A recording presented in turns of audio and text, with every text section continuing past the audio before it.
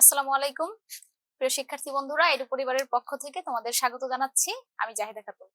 তোমরা সবাই কি আমার কথা স্পষ্ট শুনতে পাচ্ছো এবং বোর্ডটা ক্লিয়ারলি দেখতে পাচ্ছো কিনা একটু কমেন্টে জানাও। ওকে, আচ্ছা, সবাই কেমন আছো তোমরা? আচ্ছা, আশা করি সবাই অনেক ভালো আছো। ওয়ালাইকুম আসসালাম, অনেকেই সালাম জানিয়েছো। ঠিক আছে, যেহেতু সবাই ক্লিয়ারলি দেখতে পাচ্ছো তাহলে আমরা আমাদের ক্লাসটা শুরু করি। আচ্ছা, তোমাদের সাথে আজকে আমার আলোচনার বিষয় হচ্ছে তোমাদের ভগ্নাংশ ও স্বাভাবিক সংখ্যা যে চ্যাপ্টারটা আছে ওইটার 1.5 চ্যাপ্টারটা নিয়ে আজকে আলোচনা করব আমরা। কারণ হচ্ছে আগের যে টপিক গুলো আলোচনা করা হয়েছিল এর আগের ক্লাসগুলোতে ম্যাক্সিমাম বলছো যে অনেকের এটা অ্যানুয়াল পরীক্ষা আছে, অনেকের নেই। হ্যাঁ, এই জন্য 1.5 এবং 1.6 এই দুইটা চ্যাপ্টার কিন্তু সবার অ্যানুয়াল এক্সামে আছে। এই জন্য এই দুইটা টপিক আমরা আগে শেষ করব। ঠিক আছে, আজকে আমরা 1.5 যে চ্যাপ্টারটা আছে এটা নিয়ে আলোচনা করব। গত ক্লাসে অনেকেই বলেছিলে যে 1.5টা যাতে আগে করানো হয়। ওকে, আচ্ছা, দেলোয়ার বলছে all clear, Afnan board clear. Okay, thank you. তাহলে আমরা আমাদের ক্লাসটা স্টার্ট করি। হ্যাঁ, তোমরা তোমাদের মেন বইটা বের করে ফেলো। 1.5 পেজ নাম্বারটা দেখে নাও সবাই। 1.5 তাই না?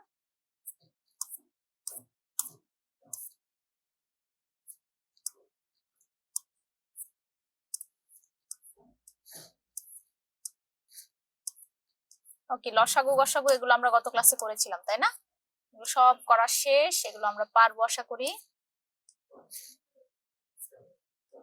ওকে, এই যে মানের ঊর্ধ্বক্রম অধক্রম এগুলো মনে আছে সবার তাই না? ওকে, আচ্ছা, তাহলে তোমরা 1.5 যে চ্যাপ্টারটা আছে ওইটা বের করো। এই যে এটা হচ্ছে তোমাদের পেজ নাম্বার 30 পৃষ্ঠা। হ্যাঁ, 30 পৃষ্ঠা বের করো।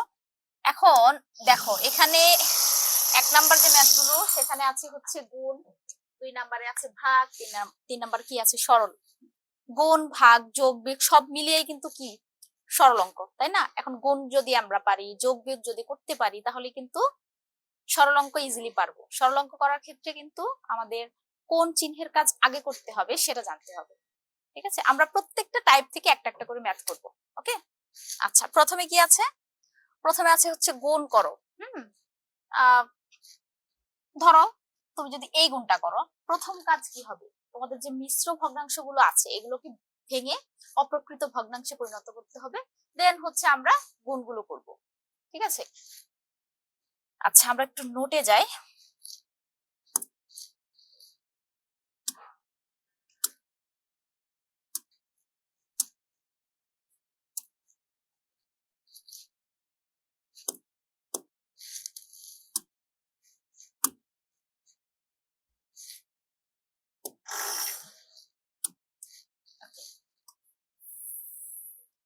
সবাই খাতা কলম নিয়ে বসো, আমরা ম্যাথ গুলো সলভ করি একটা একটা করে। ওকে, তাছাড়া তোমরা বলতে পারো যে 1 নাম্বার থেকে কোন ম্যাথটা করালে তোমাদের জন্য সুবিধা হবে। আমরা তো সব করব না, জাস্ট হচ্ছে বেছে বেছে তোমাদের কাছে যেটা কঠিন লাগছে ওইটা আমরা করাবো। ঠিক আছে, দেখি কে কি কমেন্ট করলে। অনেকেই কমেন্ট করেছো। আদিবা বলছো 30 পেজ। হ্যাঁ, দেবজিৎ 31। না, আমি হোয়াটসঅ্যাপে অ্যাক্টিভ নাই। হ্যাঁ, খুঁজে পাবে না। আচ্ছা, হ্যাঁ, ভালো আছি।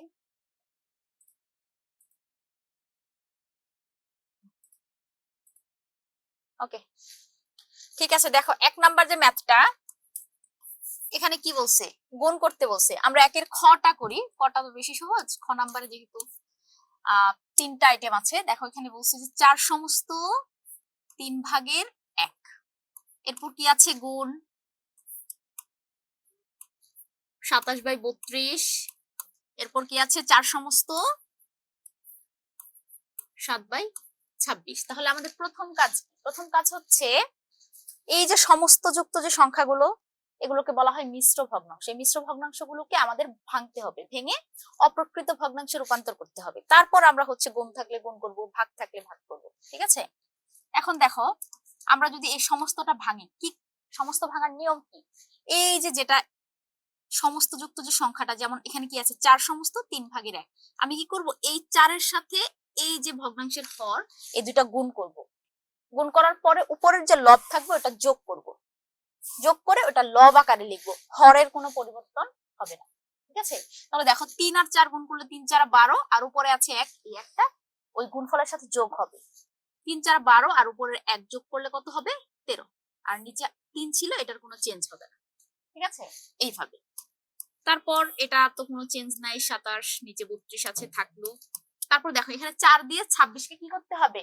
গুণ করতে হবে। দেখো 26 আর 4 যদি গুণ করি আমরা, দেখো 4 6 24, 4 2 8 9 10, এই 4 আর 26 এর গুণফল আমরা বের করলাম।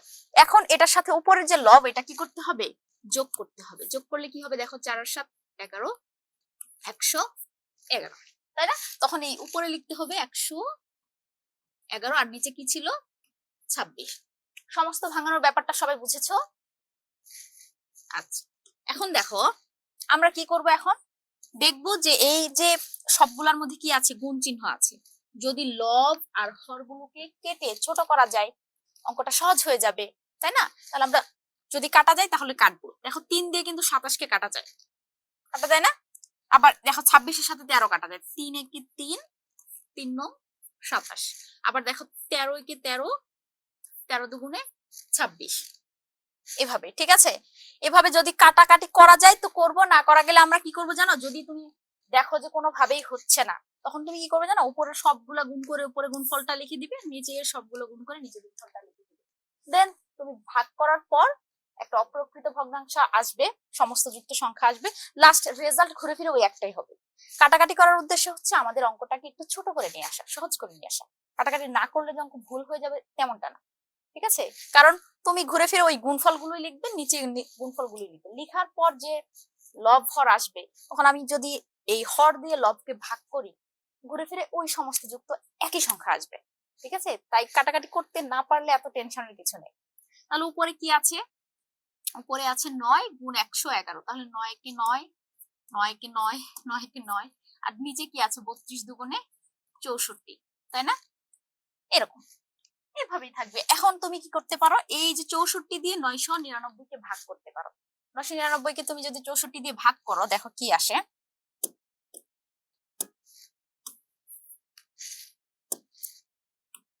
999 কে যদি 64 দিয়ে ভাগ করো, কি হবে? দেখো 64 একে 64, এখানে থাকলো 5 35, আবার এখানে কি 9 আসলো। তখন আবার 359 কে আবার 64 দিয়ে ভাগ করতে হবে। দেখি ভাগ করে, তোমাদের তো পরীক্ষায় ক্যালকুলেটর নিতে দিবে, তাই না? তোমরা ক্যালকুলেটর ইউজ করতে পারবে যদি চাও, আর যদি ম্যানুয়ালি করতে চাও টাইম বেশি লাগবে, কিন্তু করতে পারো। ঠিক আছে, 359, হ্যাঁ, এটাকে ভাগ করবে কত দিয়ে? 64 দিয়ে। সমস্ত তো আসবে অবশ্যই, 5 পয়েন্ট সামথিং আসে, তার মানে 64 5 বার যাবে। ঠিক আছে,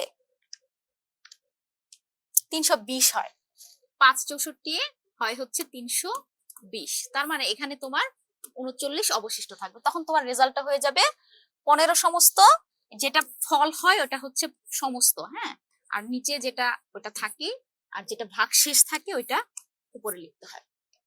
এই হচ্ছে নিয়ম, এভাবে করতে হয়। ঠিক আছে, মানে জাস্ট তোমরা সিস্টেম গুলো,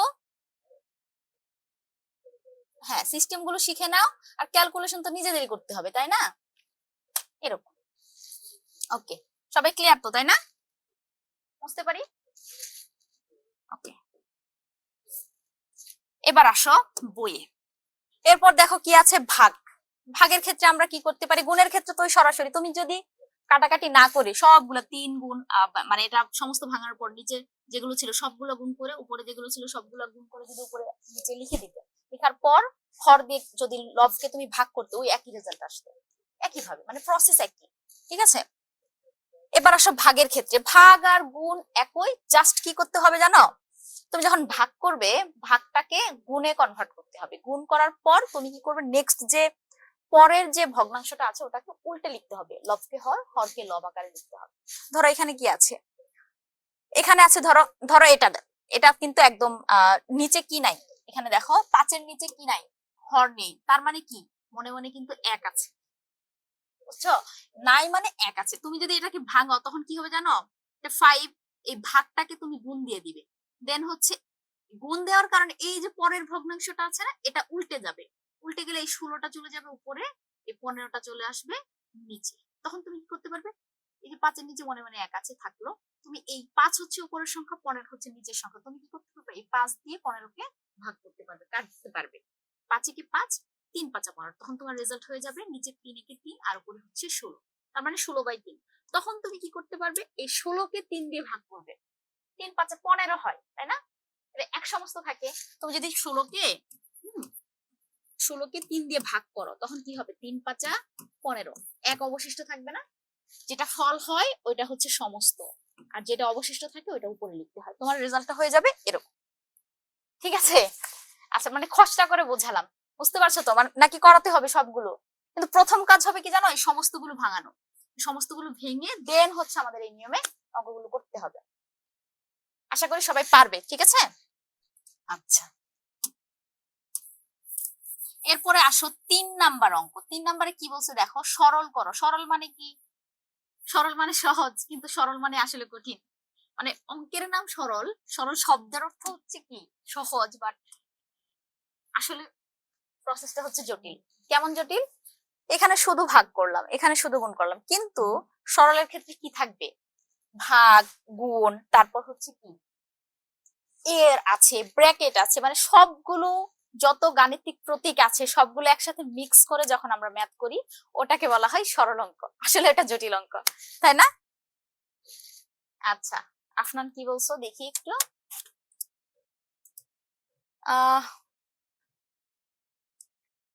আচ্ছা, তোমাদের ক্যালকুলেটর নেওয়ার পারমিশন নেই, না থাকলে নেই, ম্যানুয়ালি করতে হবে, তাই না দেবজিৎ? আচ্ছা আচ্ছা, ঠিক আছে। কি বলছো? হ্যাঁ হ্যাঁ, তুমি এই যে ঠিক বলছো, ব্র্যাকেটের কাজ, অফের কাজ, হ্যাঁ, division, multiplication, addition, subtraction, very good. আচ্ছা, নওরিনের ম্যাথ বুক শেষ, ওয়েল ডান। লাবিবা 3 নাম্বারটা, হ্যাঁ 3 নাম্বারটা করাচ্ছি আমরা। 3-এর কোনটা করাবো বলো? এটা করাই না, এটার মধ্যে সব ধরনের আছে, গুণ ভাগ সবই আছে গ নাম্বারে, হ্যাঁ।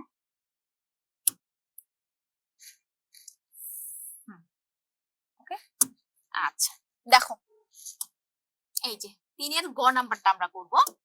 এখানে কি বলছে দেখো, 3 নাম্বারের গ নাম্বার যে ম্যাথটা, এখানে বলছে 1/2 ভাগ 3/4, দেন হচ্ছে এর, হ্যাঁ, তারপর 8/9 গুণ 1/5/4, ছোট একটা অঙ্ক। এখন দেখো এখানে কতগুলা সাইন আছে, দেখো চিহ্ন, ভাগ আছে, এর আছে, গুণ আছে, অনেকগুলো আছে। এখন তোমাদের বুঝতে হবে যে কার কাজ আগে। যদি অঙ্কে ব্র্যাকেট থাকে অবশ্যই প্রথমে আমরা ফার্স্ট ব্র্যাকেটের কাজ করব, ব্র্যাকেটের ভিতরে যে চিহ্নই থাকুক সেই চিহ্নগুলো প্রথমে ফার্স্ট ব্র্যাকেট, দেন হচ্ছে কি সেকেন্ড ব্র্যাকেটের কাজ করব, তারপর হচ্ছে আমরা থার্ড ব্র্যাকেটের কাজ করব। এখন ব্র্যাকেটের ভেতরে হোক আর বাইরে হোক, এই যে চিহ্নগুলো আছে, চিহ্ন ক্ষেত্রে আমরা কোন চিহ্নের কাজ আগে করব? প্রথমে হচ্ছে তোমরা এর কাজটা করবে, তারপর হচ্ছে ভাগের কাজ করবে, তারপর গুণ, এরপর যোগ, এরপর হচ্ছে বিয়োগের কাজ। এই সিরিয়ালে তোমাদের কাজগুলো করতে হবে, ঠিক আছে? ওকে, এখন এখানে দেখো তো, এই যে সিরিয়াল গুলো আছে, ব্র্যাকেট তো নেই, ব্র্যাকেট আগেই বাদ, তাহলে এই যে আমি সিরিয়ালটা লিখলাম, এর, ভাগ, গুণ, যোগ, বিয়োগ, এর মধ্যে কার কাজ আগে করতে হবে? অবশ্যই এর কাজ। তাহলে ভাগটা থাক, এর কাজটা আগে করে নিই। দেখো তো, এই প্রথম লাইনেই কিন্তু 4 দিয়ে 8-এর মধ্যে কাটাকাটি করা যায়, তাই না? 4 একে 4, 4 দুগুণে 8, এখানে কিন্তু 3 একে 3, 3 3-কে 9, হয় না? ওকে, তারপরে তাহলে এখানে কি থাকলো দেখো, 1/2 ভাগ, এখানে থাকলো শুধু 1, কারণ দুইটাই আমরা কাটাকাটি করলে 1 কে 1 দিয়ে ভাগ করলে 1 থাকবে এর। আচ্ছা, এর কাজ শেষ, এর কাজ শেষ হলে 1 লেখার দরকার নাই তো, লিখবো না, যেটার কাজ শেষ আমরা ওটা ফাইনাল রেজাল্ট নামিয়ে দেবো। দেখো 2 একে এর, শুনো, এরটা কিন্তু মূলত গুণের মতোই কাজ করে, এর যে কথা গুণ একই কথা, ঠিক আছে? দেখো 2 একে 2 লিখবো, আর নিচে কি আছে, 3 একে 3 আছে, এরপর গুণ, এই সমস্তটা ভেঙে দিব। দেখো সমস্ত ভাঙার নিয়ম কি বলছি, এই এই যে সমস্ত যুক্ত যে সংখ্যাটা থাকবে এটার সাথে এই হরের গুণ করতে হবে, গুণ করার পর উপর যে লব থাকবে এটা যোগ করতে হবে গুণফলের সাথে।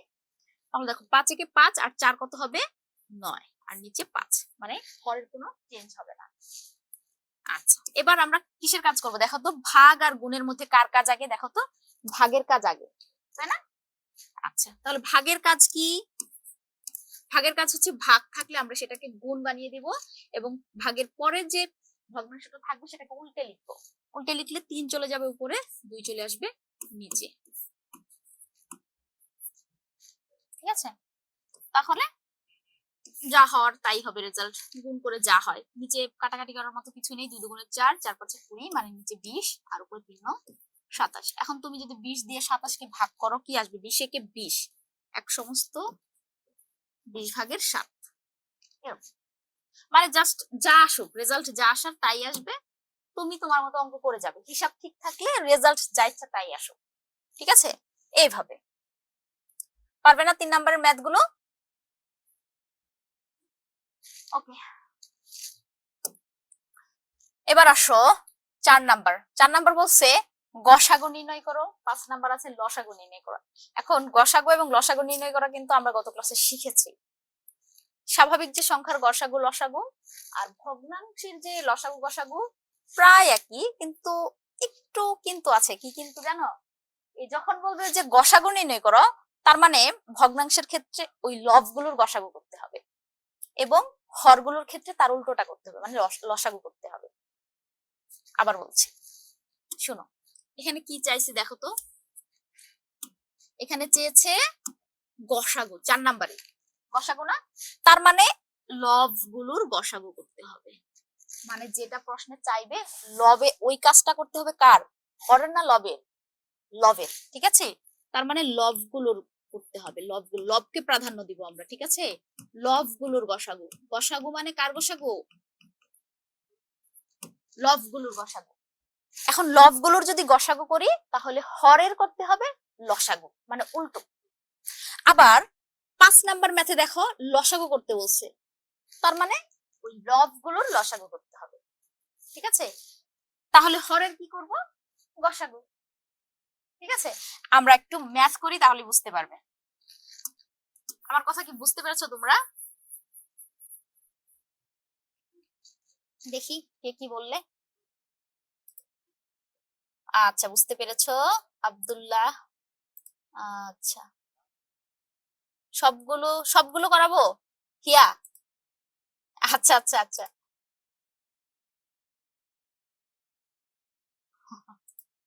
ঠিক আছে,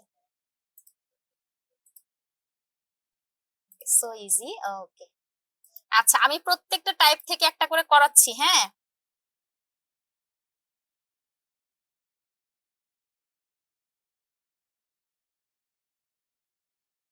আচ্ছা, আউসাফের কি হয়েছে? এগুলো গ্রুপে জানাও, হ্যাঁ? এগুলো ক্লাসে জানাতে হবে না, পরীক্ষার ব্যাপার স্যাপার এগুলো গ্রুপে জানাবে সবাই, হ্যাঁ? আচ্ছা, 8 নাম্বারটা কঠিন আছে, এগুলো যাচ্ছি সিকোয়েন্স অনুযায়ী যাচ্ছি, ডাকের অঙ্ক সবগুলো করাবো।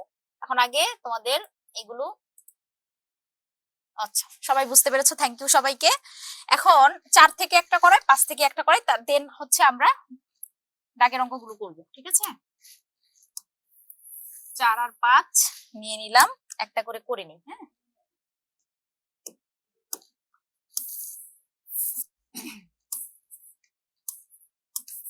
তোমরা আমার সাথে সাথে করো, হ্যাঁ? কারণ যত বেশি করবে তত বেশি মনে থাকবে, ম্যাথ জিনিসগুলো এরকম। ওকে, দেখো 4 নাম্বার কি বলছে? গসাগু নির্ণয় করতে বলছে। তাহলে আমরা কত নাম্বারটা করব? খ নাম্বারটা করি, মিডিয়াম সাইজেরটা করি, হ্যাঁ? খ নাম্বার, এখানে বলছে প্রথমে আছে কত? 8, এরপর আছে 2 সমস্ত 5 ভাগের 2, তৃতীয় রাশি হচ্ছে 8/10। ঠিক আছে, এখন আমরা কি করব জানো? প্রথমে এই যে ভগ্নাংশগুলো আছে এগুলোর সমস্তটা ভেঙে নেব। প্রথম কাজ হচ্ছে সমস্ত ভেঙে ভগ্নাংশগুলোকে আমরা অপ্রকৃত ভগ্নাংশে রূপান্তর করব। ঠিক আছে, লিখি। প্রথম ভগ্নাংশ তো 8, পরের ভগ্নাংশ দেখো 5 দুগুণে 10 আর 2 12, আর তৃতীয় ভগ্নাংশ 8/10। যেহেতু অঙ্কটা হচ্ছে গসাগু, তাহলে কার গসাগু করব? লবগুলোর। ভালোভাবে মনে রাখবে, অঙ্কটা যার তার গসাগু করতে, মানে অঙ্কটা যে প্রসেসে চেয়েছে লব, সেই কাজটা করতে হবে লবের, আর হরের ক্ষেত্রে তার উল্টো কাজ করব। মনে থাকবে? যেহেতু অঙ্কটা গসাগু, তাহলে আমরা লবের গসাগু করব। আচ্ছা, তাহলে ভগ্নাংশগুলোর লব লিখবো আগে প্রথম, ঠিক আছে? লিখো ভগ্নাংশগুলোর লব। ভগ্নাংশগুলো লিখতে পারো, সমূহ লিখতে পারো, হ্যাঁ। ভগ্নাংশগুলোর লব, কি কি লব দেখো তো। এই 8 যে আছে শুধু একটা নরমাল সংখ্যা, মনে রাখতে হবে সব সংখ্যার নিচে মনে মনে হর হিসেবে 1 থাকে, ঠিক আছে? তার মানে এই যে 8 তোমরা দেখতে পাচ্ছ এটা কিন্তু লব আকারে আছে, এর নিচে মনে মনে হর আছে 1। ওকে, আচ্ছা তাহলে ভগ্নাংশগুলোর লব হচ্ছে 8, 12 ও আবার 8। আচ্ছা, 8 এর গসাগু। আচ্ছা, এখন গসাগু যদি তুমি এখানেই করতে যাও অঙ্কটা বড় হয়ে যাবে, তুমি চাইলে রাফ করে নিতে পারো অথবা এখানেও দেখিয়ে দিতে পারো। আমরা যদি ইউক্লিডীয় প্রক্রিয়ায় করি, ইউক্লিডীয় প্রক্রিয়া সবার জানা আছে না? ইউক্লিডীয় প্রক্রিয়া হচ্ছে সবগুলাকে একই সংখ্যা দিয়ে যদি ভাগ, যদি 8 কে ভাগ করি 4, 2 দিয়ে 12 কে ভাগ করলে 6, 4, আবার দেখো সবগুলাকে আবার 2 দিয়ে দেবে, মানে সবগুলাকেই যেতে হবে, ঠিক আছে? 2 দিয়ে গেলে এখানে 2, এখানে 3, এখানে আবার 2, আবার দেখো এখানে কি যায়, সবগুলোকে যায় না, কিন্তু না গেলে কি করতে হবে? না গেলে বাদ, এই লাইন বাদ। তাহলে কোন কোন দেখো তো, এখানে আর এখানে, এই যে 2। ওকে, আচ্ছা কি বলছি দেখো, এই দেখো তোমার বইয়ের 4 নাম্বার যে ম্যাথ, এখানে কি করতে বলছে? গসাগু করতে বলছে না? এখন গসাগু যে চেয়েছে, এটা কিসের গসাগু, নরমাল সংখ্যা নাকি ভগ্নাংশের? ভগ্নাংশের। অঙ্কে যেটা চাইবে, গসাগু চাইলে আমরা লবগুলোর গসাগু করব, যদি লসাগু অঙ্ক হয় তাহলে লবগুলোর লসাগু করব। মানে ম্যাথটা যেটা হবে, ম্যাথটা যদি লসাগু হয় তাহলে লবের লসাগু করব, ম্যাথটা যদি গসাগু হয় তাহলে লবেরই গসাগু করব। বুঝতে পারছো? আর হরগুলোকে তাহলে কি করবো, ফেলে দিব না, হরগুলোকে কি করবো জানো, তার উল্টো কাজটা করব। দেখো তো 4 নাম্বার যে অঙ্কটা, 4 নাম্বার ম্যাথ, 4 নাম্বার কি করতে বলছে, গসাগু করতে বলছে না? তাহলে এই জন্য আমরা কি করেছি, কার গসাগু করেছি, ভগ্নাংশগুলোর লব, লবের গসাগু। মানে লবটা হচ্ছে তোমাদের প্রাধান্য দিতে হবে, লবকে, হরকে না, ঠিক আছে? হরকে করবে, তোমাদের অঙ্কে যেটা করতে বলবে তার উল্টো কাজ করতে হবে হরের, এবং সোজা কাজটা করবে লবকে নিয়ে। ক্লিয়ার? আচ্ছা, এই জন্য আমরা যেহেতু অঙ্কটা ছিল গসাগুর, লবগুলোর গসাগু করেছি আর হরগুলোর লসাগু করেছি, করে দেন কি করেছি, লিখে দিয়েছি। দেখো এই যে গসাগু, এই যে ভগ্নাংশগুলোর গসাগু হবে কি, এই যে গসাগু চেয়েছে এই জন্য লবগুলোর গসাগু করেছি আর হরগুলোর করেছি লসাগু। তারপর হচ্ছে লসাগু গসাগু তো উপরে বের করেই নিয়েছি, উপরে নিচে এই যে ভগ্নাংশের কি, লবগুলোর গসাগু 4 হয়েছিল আর হরগুলোর লসাগু হয়েছিল 10। তারপর কাটাকাটি গেছে এই জন্য করেছি, কাটাকাটি না গেলে করতাম না। লঘিষ্ঠ আকারে প্রকাশ করে 2/5, হ্যাঁ 5/2 হয়েছে, তোমাদের 5/2 হচ্ছে এটা ফাইনাল রেজাল্ট। ওকে, এবার ক্লিয়ার হয়েছে আরিশা? হ্যাঁ, অনেকের কাছেই সহজ যারা বুঝেছো। হ্যাঁ, কোনটুকু লেখো নাই আদিবা, একটু একটু স্ক্রিনশট নিয়ে নাও। হ্যাঁ, আমি প্রথম থেকে আবার দেখাচ্ছি, এই যে প্রথম থেকে।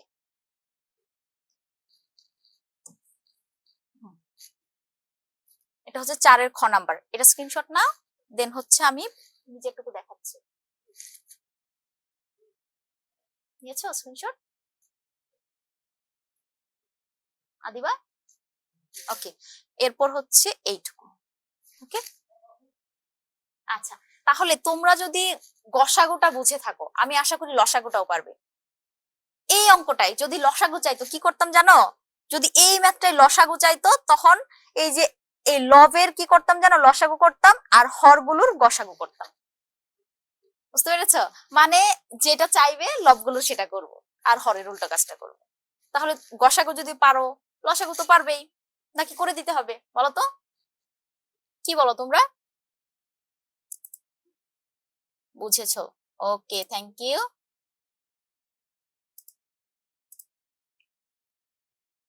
আচ্ছা, তাহলে 5 নং, 4 নং যারা বুঝেছো বলছো, 5 নং অবশ্যই পারবে, নাকি 5 নং করাতে হবে এটা বলো? ইজি। ওকে, তাহলে আমরা ডাকের অঙ্কে চলে যেতে পারি, পারমিশন দাও ডাকের অঙ্কে চলে যাওয়ার। ওকে ঠিক আছে, থ্যাংক ইউ সবাইকে। তার মানে আমরা এখন, ওকে থ্যাংক ইউ।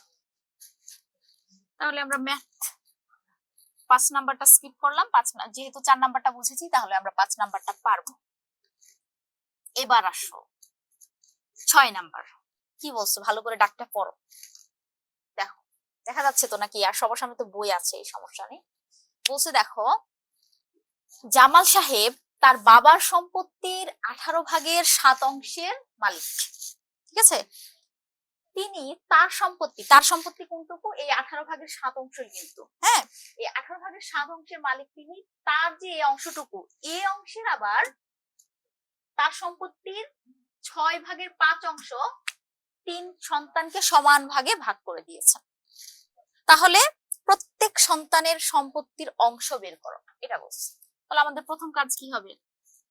প্রথম কাজ হবে তার যে সম্পত্তির 18 ভাগের 7 অংশ, এর মধ্যে থেকে তিনি তার সম্পত্তির 6 ভাগের 5 অংশ নিয়েছেন সন্তানদের দেওয়ার জন্য। তাহলে এই 18 ভাগের 7 অংশের 6 ভাগের 5 অংশ কতটুকু হয়, এটা আগে আমাদের বের করে নিতে হবে। তারপর যা হবে ওইটুকু হচ্ছে 3 দিয়ে ভাগ করলে 3 জন সন্তানের মধ্যে সমান ভাগের যে অ্যামাউন্টটা সেটা বেরিয়ে যাবে। চলো করি।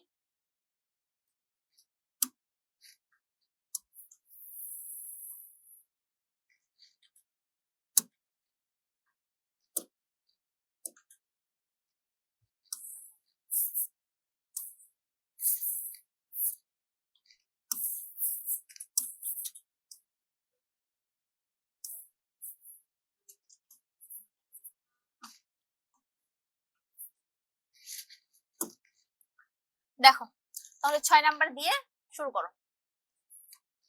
লিখো যে জামাল সাহেব তার বাবার কাছ থেকে পায় কতটুকু সম্পত্তি, আগে এটুকু লিখে নাও।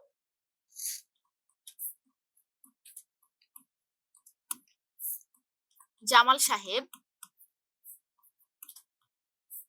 সম্পত্তি পাই, কার কাছ থেকে পাই এত কিছু লিখতে হবে না, বা তার নিজস্ব সম্পত্তি লিখতে পারো।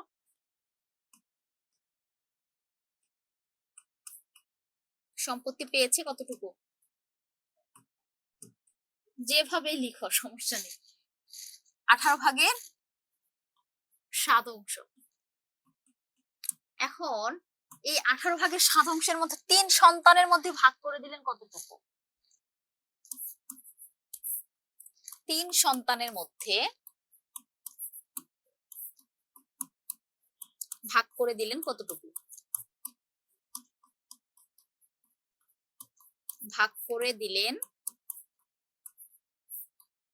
দেখো এই যে 18 ভাগের 7 অংশ তার নিজের সম্পত্তি ছিল, এই 18 ভাগের 7 অংশের 6 ভাগের 5 অংশ কিন্তু তিনি তার 3 সন্তানকে দিয়েছে। ঠিক আছে, তাহলে 18 ভাগের 7 অংশ এর মানে কি গুণ জানো? এটা এই 18 ভাগের 7 অংশ যে তার নিজের সম্পত্তি ছিল, এখান থেকে এত এর কতটুকু অংশ দিয়েছে 3 সন্তানকে? 6 ভাগের 5 অংশ। এইটুকু দিয়েছে 3 সন্তানকে, এটা অংশ হবে।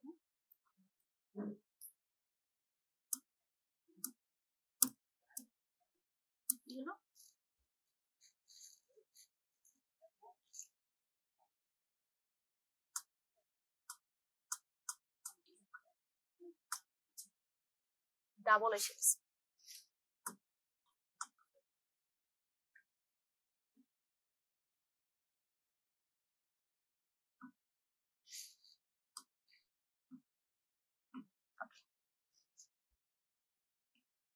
আচ্ছা, এর থাকলে আমরা কি করব?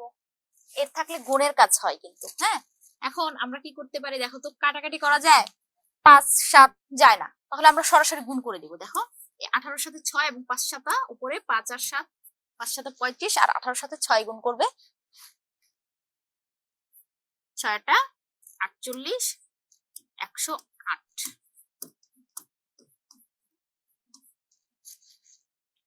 ঠিক আছে, এত অংশ। তার মানে তার যে 18 ভাগের 7 অংশ সম্পত্তি ছিল, এতটুকু সম্পদ এর 6 ভাগের 5 অংশ হচ্ছে 108 ভাগের 35 অংশ। এইটুকু দিয়েছে কয় সন্তানকে? 3 সন্তানকে। কিন্তু তোমার প্রশ্ন কি ছিল যে প্রত্যেক সন্তান কতটুকু করে পাবে, কতটুকু সম্পদের অংশ পাবে? তাহলে এটা যদি 3 জনে মিলে পায়, তাহলে এক এক জনে কতটুকু? এটাকে 3 ভাগ করে দিলেই তো হবে। তাহলে তুমি লিখতে পারবো অতএব প্রত্যেক সন্তান পাবে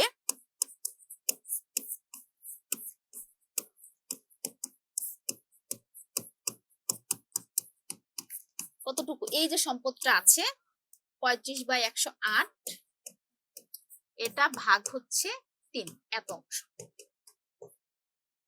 ঠিক আছে, এখন কি করবে, উপরে 35, নিচে হচ্ছে 108, ভাগ থাকলে আমরা গুণ দিব, আর 3 এর নিচে মনে মনে কিন্তু 1 আছে, 1 চলে গেল উপরে, 3 এসে পড়লো নিচে, কারণ ভাগ থাকলে গুণ দিলে পরবর্তী ভগ্নাংশটা উল্টে যায়। উল্টে গেলে কি হবে, 3 এর নিচে মনে মনে হর হিসেবে 1 আছে, 1টাও চলে গেল উপরে এবং 3টা চলে আসলো নিচে। আচ্ছা,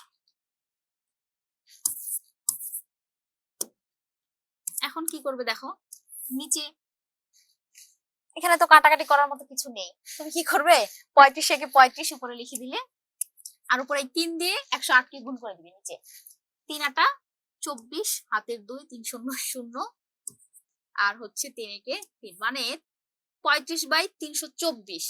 এই এত অংশ হচ্ছে এক একজন সন্তানের সম্পদের ভাগ। এটাই হচ্ছে উত্তর। ঠিক আছে, তুমি উত্তর আলাদা করে লিখতেও পারো অথবা এখানে আনসার আকারে লিখতে পারো যে 35/324 অংশ হচ্ছে, বা 324 ভাগের 35 অংশ হচ্ছে প্রত্যেকটা সম্পদের ভাগ, মানে প্রত্যেকটা সন্তানের সম্পদের ভাগ, এক একজন এতটুকু অংশ করে পাবে। সবাই ক্লিয়ার?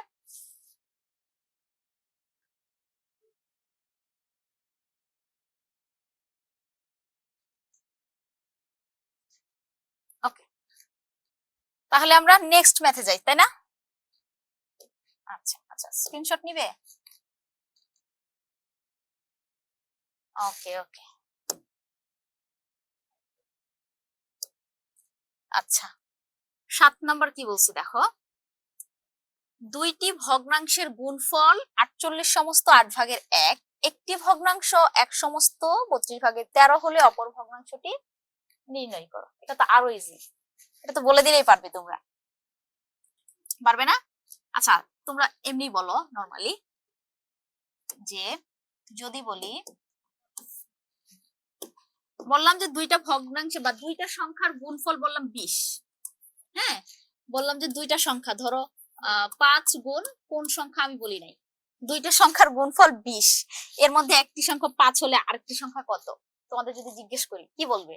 বলবে যে এই যে গুণফলটা, এটাকে একটি সংখ্যা যে দেওয়া আছে এটা দিয়ে আমরা ভাগ করে দিব, খালি ঘর সমান আমরা কি লিখবো, এই 20 কে মানে ফলটাকে, এই যে একটি সংখ্যা দেওয়া আছে 5, এটা দিয়ে কি করে দিব, ভাগ করে দিব, তাহলে যে আমাদের যে অপর সংখ্যাটি 4 এটা বেরিয়ে যাবে, কারণ 4 5 কি হয়, 20 হয়, তাই না?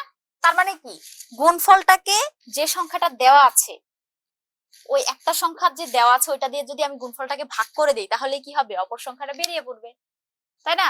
তাহলে দেখো ম্যাথের ক্ষেত্রে তুমি এটাকে ওইভাবে চিন্তা করলে, দেখো দুইটা ভগ্নাংশের গুণফল দেওয়া আছে, গুণফলটা কিন্তু এখানে দেওয়া আছে, এই যে গুণফল, আর একটি ভগ্নাংশ দেওয়া আছে, তখন তুমি কি করবে, এই গুণফলটাকে এই যে ভগ্নাংশটা এটা দিয়ে যদি ভাগ করে দাও, তাহলে কি হবে, অপর সংখ্যাটা বেরিয়ে পড়বে।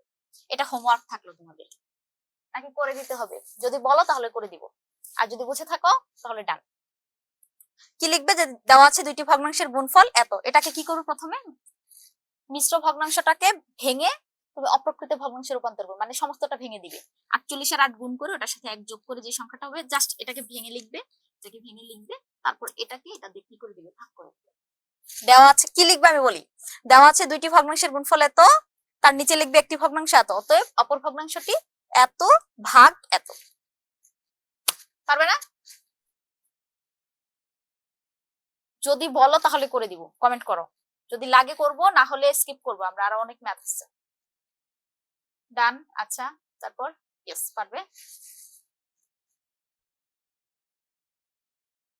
আচ্ছা, একজনও যদি বলো যে করে দেন তাহলে করে দিব, সমস্যা নেই, সহজ। ওকে, লাগবে না, থ্যাংক ইউ। তাহলে পরেরটা দেখি আমরা, 8 নাম্বারটা। হ্যাঁ, এই দেখো 8 নাম্বারটা কি বলছে, এটা কিন্তু খুবই গুরুত্বপূর্ণ একটা ম্যাথ। একটি পানি ভর্তি বালতির ওজন হচ্ছে 16 সমস্ত 2 ভাগের 1 কেজি, বালতির 4 ভাগের 1 অংশ যদি পানি ভর্তি থাকে, তার ওজন হয় 5 সমস্ত 4 ভাগের 1 কেজি। তাহলে খালি বালতির ওজন কত, এটা বলছে। হ্যাঁ, এখন দেখো তো, যখন আমরা একটা বালতিতে পানি ভরে, ধরো তুমি একটা মিটারে উঠাবে পানি, বালতিটা ওজন করার জন্য, তুমি বালতিটা ভরে যখন মিটারে উঠাবে, তখন কি ওই বালতির ওজন সহমাপ পড়বে না তোমার মিটারে? মানে পানিটা ভরে, একদম ভরে যখন বালতিটা নিয়ে তুমি মিটারে মাপবে, হ্যাঁ ধরো তুমি একটা, আচ্ছা ধরো একটা পানি ভর্তি বালতি, হ্যাঁ এটা ধরো একটা বালতি, এখানে এখানে পানি ভর্তি আছে, তুমি এটাকে যখন মাপবে, পরিমাপ করবে, একটা মিটারের মধ্যে বসালে, ধরো একটা মিটার, এটার উপর বসালে তুমি পরিমাপ করার জন্য, তখন এই বালতিটার ওজন ধরো 1 কেজি আছে, পানির ওজন ধরো আছে 10 কেজি, হ্যাঁ সব মিলিয়ে 11 কেজি হবে না? একদম ধরো একদম বালতি ভরা পানি, এরকম, ঠিক আছে। এখন বালতি ভরা পানি যখন মাপবে, এই বালতির ওজন সহ তো মাপবে, এটা বালতির ওজন ধরো 1 কেজি, 1 কেজি বালতির ওজন আছে, আর 10 কেজি আছে পানির ওজন, পুরো ফুল পানি, হ্যাঁ 10 কেজি ওজনের একটা বালতি, 10 লিটার আর কি, কেজি না তো লিটার, যাই হোক। এখন তুমি যখন বালতিটার 4/1 অংশ, 4/1 অংশ যখন পূরণ করে বালতিটা মিটারে উঠাবে, তখন কি এই এই যে ধরো বালতিটার ওজন সহ আসবে না, এটা বলো। ধরো বালতি এতটুকু পানি দিছো তুমি, এই যে 4/1 অংশ পানি দিছো, এই পর্যন্ত এইটুকু পানি দিছো, 4/1 অংশ, তখন যে মিটারে মাপবে, তখন কি বালতিটার ওজন যে 1 কেজি ছিল, হ্যাঁ 1 কেজি ছিল, এটা সহ মাপবে না? আর পানির ওজন ধরো এখন 10 কেজি, 10 কেজির 4/1 ভাগ 2.5 লিটার হয়ে যাবে, তখন এটার এই যে বালতির ওজন এবং পানির ওজন মিলে 3.5 কেজি যে হলো, এটা কি বালতির ওজন সহ আছে না? আচ্ছা, এখন তুমি যদি চিন্তা করো যে পুরো বালতির ওজন, পানি যখন ভর্তি থাকবে তখন এটার ওজন হচ্ছে 11 কেজি, এবং যখন 4/1 লিটার থাকে পানি, তখন পানি সহ বালতি সহ ওজন হচ্ছে 3.5 কেজি বা ধরো 4 কেজি, তখন তুমি আগের যে পানি ভর্তি বালতি থেকে এখন আর যে খালি বালতি বা 4/1 অংশ পানি ভর্তি, এটা যদি বাদ দাও, শুধু যে এই যে বাকি এইটুকু হচ্ছে 4/1 অংশ, আর বাকি যে খালি অংশ এটুকু কিন্তু 4/3 অংশ, তাহলে এই যে 4/3 অংশের মধ্যে কতটুকু পানি আসবে, এটা কি বেরিয়ে যাবে না? এই যে 7 কেজি, ধরো এখানে 11 থেকে 4 বাদ দিলাম, 7 কেজি, এটা কি শুধু এই যে এইটুকু পানির ওজন বের হবে না? বুঝতে পারছো বিষয়টা? আচ্ছা, তাহলে আমরা ম্যাথটা ইজিলি করতে পারবো, বুঝতে পারলে আরো ভালো। এখন আমরা কি করবো জানো, পানি ভর্তি বালতির ওজন এবং হচ্ছে 4/1 অংশ পানি ভর্তি বালতির ওজন, তার মানে এটার মধ্যে পানির ওজনও আছে, বালতির ওজনও আছে, এটা বুঝতে হবে আমাদের। আচ্ছা তাহলে চলো সলভ করি।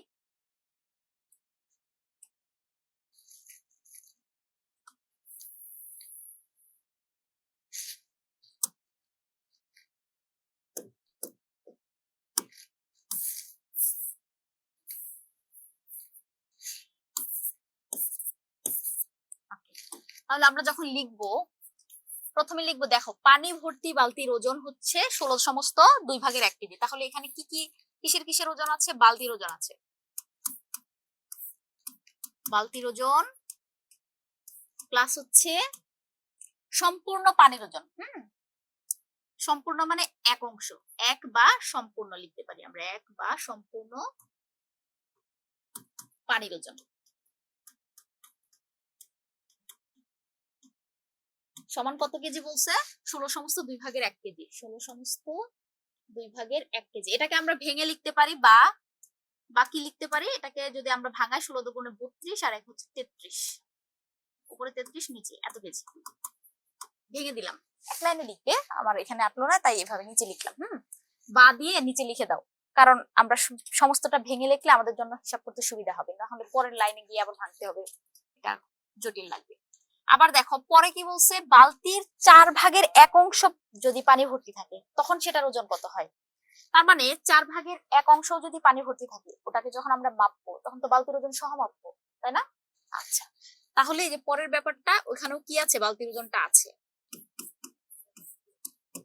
বালতির ওজন প্লাস হচ্ছে কতটুকু পানির ওজন, এখানে 4/1 অংশ, এখানে ছিল কিন্তু আগেরটা ছিল সম্পূর্ণ পানি, আর এখন হচ্ছে 4/1 অংশ পানি, 4/1 অংশ পানির ওজন। আচ্ছা একটু বাঁকা করে লিখতে হবে, কারণ এই লাইনটা একটু সোজা হয়ে গেছে, কতটুকু দেখো তো, 5/4/1 কেজি, 5/4/1 কেজি, তাই না? এটাকে তুমি ভেঙে লিখতে পারো, আর তুমি যদি চাও যে পরের লাইনে ভাঙবে, সমস্যা নেই, পরে ভাঙো, পরে ভেঙে লেখো। লাইন বাঁকা হয়ে যাচ্ছে, ঠিক আছে।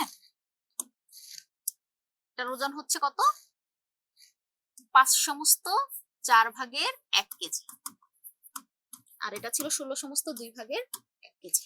এখন আমরা এই দুইটা লাইন যদি বিয়োগ করি তাহলে কি হবে দেখো, দুইটা লাইন বিয়োগ করলে এই যে বালতির ওজন এবং বালতির ওজন থেকে বালতির ওজন যদি বিয়োগ করি কিছু থাকবে? থাকবে না। আর এখানে সম্পূর্ণ 1 অংশ পানি থেকে 4/1 অংশ পানি যদি বিয়োগ করি থাকবে কিন্তু 4/3 অংশ। সম্পূর্ণ থেকে 4/1 যদি বাদ দিই 4/3 থাকবে না। বিয়োগটা আমরা দেখাবো। তাহলে এই যে 1 মাইনাস 4/1 আমরা ব্র্যাকেটে লিখে দিতে পারি যে বিয়োগ করে, ঠিক আছে। ওই সাইডেও লিখতে পারো, সমস্যা নেই। দুইটা লাইন কি করব? বিয়োগ করব। বিয়োগ করে তাহলে এই 1 থেকে এই 4/1 অংশ আমরা বিয়োগ করলাম। বিয়োগ করলে যত অংশ থাকবে এই এত অংশ পানির ওজন সমান হচ্ছে, বালতির ওজন কোথায় গেল? ভ্যানিশ হয়ে গেল, কারণ বালতির ওজন থেকে বালতির ওজন যদি মাইনাস করি কিছু থাকবে না, এই জন্য। হ্যাঁ, আর উপরেরটা থেকে নিচেরটা কিন্তু আমরা মাইনাস হচ্ছে। এখানে কি আছে? 16/2 মাইনাস হচ্ছে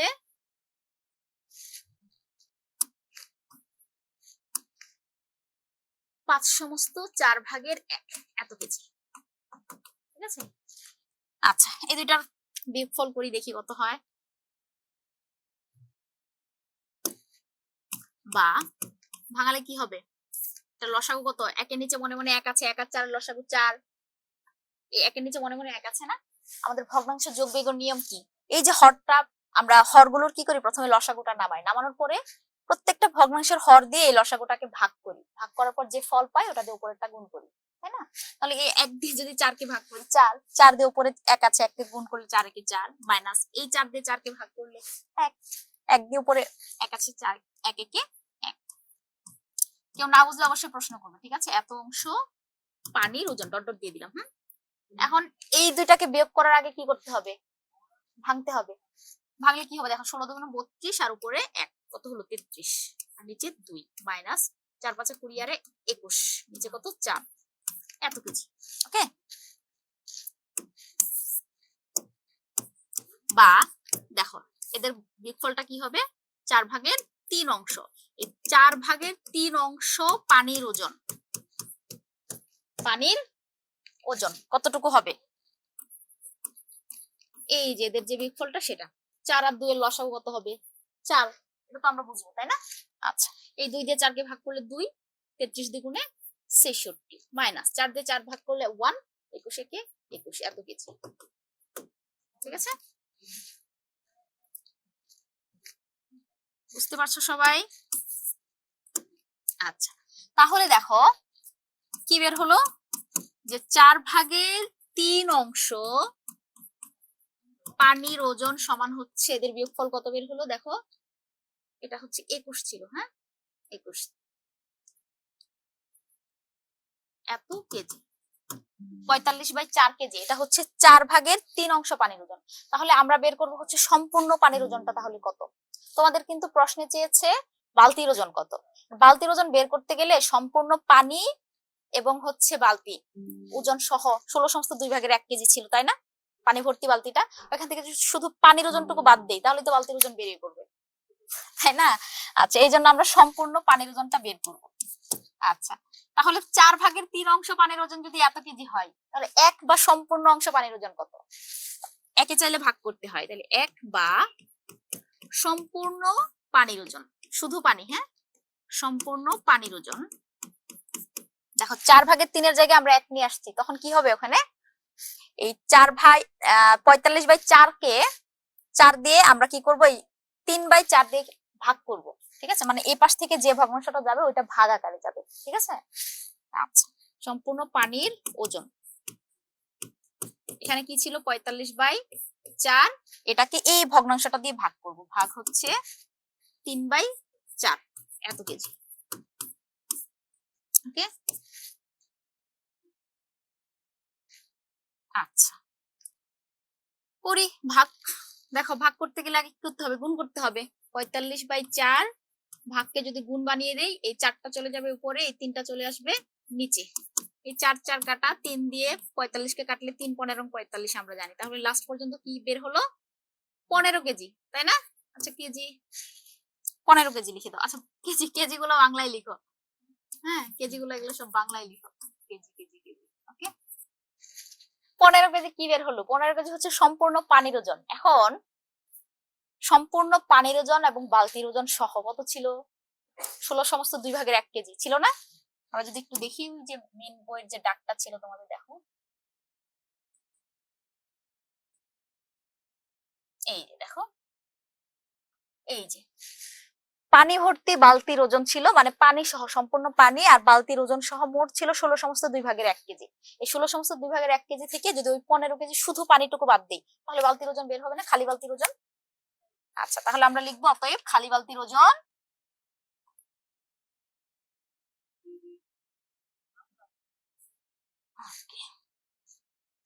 অতএব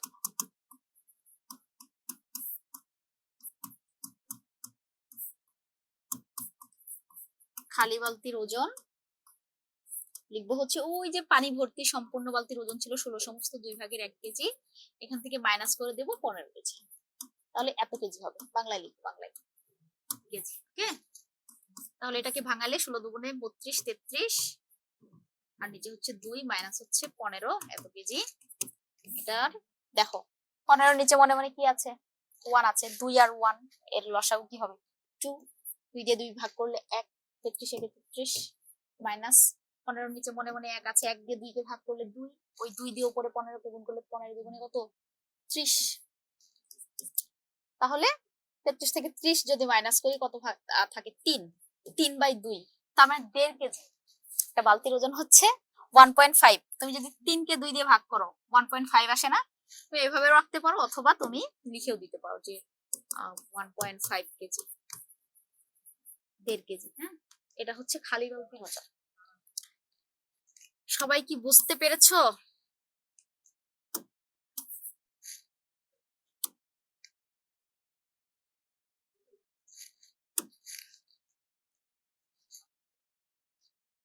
কেউ না বুঝে থাকলে জানাও, ওকে। আউসাফ, আচ্ছা আউসাফকে আনমিউট করো তো, দেখি কি বলে। হ্যালো ম্যাম, আসসালামু আলাইকুম। ওয়ালাইকুম আসসালাম। আউসাফ বলো। ম্যাম এখানে হচ্ছে আমি যে 4 ভাগের 3 অংশ পানির ওজন 45/4 কেজি, এর পরিচয় পানির ওজন 45/4 কেজি। এই জিনিসটা ওকে ওকে ঠিক আছে, আবার বোঝাচ্ছি। আচ্ছা ধরো আমি বললাম, মানে একই চাইলে না এটা ভাগ করতে হয় কিভাবে? ধরো আমি তোমাকে বললাম এমনিতেই, হ্যাঁ নরমাল অন্য অঙ্ক, ধরো আমি বললাম যে 5টি কলার দাম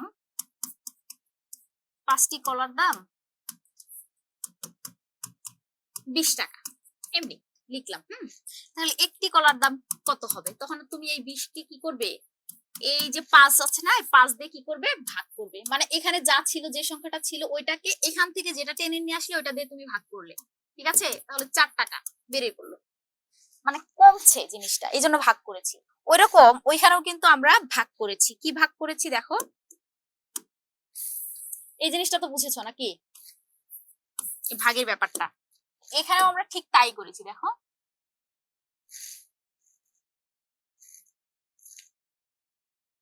এই এখানে ছিল 4 ভাগের 3 অংশ পানির ওজন 45/4 কেজি, এইটুকু তো বুঝেছো। এখন এই 4/3 এর জায়গায় আমরা যখন 1 নিয়ে আসছি, তখনই ওটাকে আমরা এখান থেকে যে 3/4 ছিল ওটা দিয়ে ভাগ করেছি। কেন ভাগ করেছি ব্যাপারটা বুঝেছো না? যে কলার দাম দিয়ে যেটা বুঝালাম, যে 4টি কলার দাম, 5টি কলার দাম 20 টাকা, তাহলে একটি কলার দাম কি হবে? ওই 20 কে এই যে 4 দিয়ে ভাগ করে দিলাম। কেন ভাগ করলাম? ওই যে 1 আসার কারণে। এখানেও কিন্তু 1 আসছে। এই জন্য এই যে আগের যে সংখ্যাটা ছিল, এখানে যে সংখ্যাটা ছিল, ওইটাকে আমরা এই যে এই সংখ্যাটা দিয়ে ভাগ করেছি। আচ্ছা ক্লিয়ার? আর ভাগের নিয়ম তো বুঝোই, মানে কেন ভাগ হলো এটা বুঝেছো তো নাকি?